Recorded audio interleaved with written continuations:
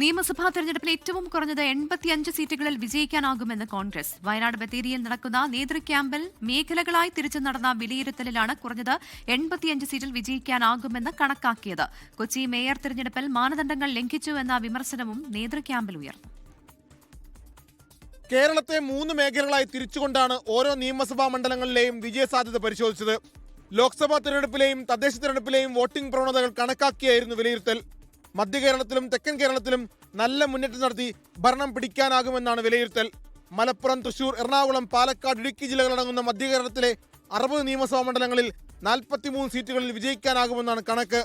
തെക്കൻ കേരളത്തിലെ 48 മണ്ഡലങ്ങളിൽ 24 ഇടങ്ങളിൽ ജയിക്കാൻ കഴിയും. വടക്കൻ കേരളത്തിലെ 32 മണ്ഡലങ്ങളിൽ 18 സീറ്റുകളിലാണ് കോൺഗ്രസ് വിജയം ഉറപ്പിക്കുന്നത്.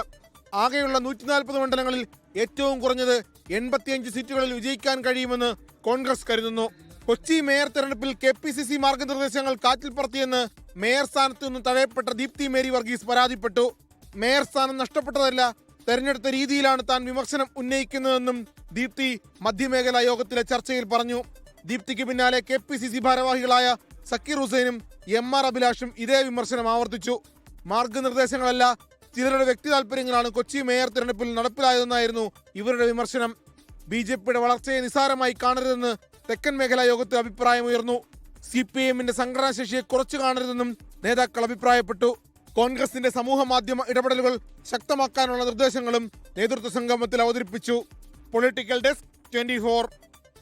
ലോകത്തെവിടെയായാലും ഏത് സമയത്തും 24 വാർത്തകളും ഓഗ്മെന്റഡ് റിയാലിറ്റി പാക്കേജുകളും എക്സ്പ്ലെയിനറുകളും വിശദമായി കാണാൻ ഞങ്ങളുടെ യൂട്യൂബ് ചാനൽ നിങ്ങൾക്ക് സബ്സ്ക്രൈബ് ചെയ്യാം.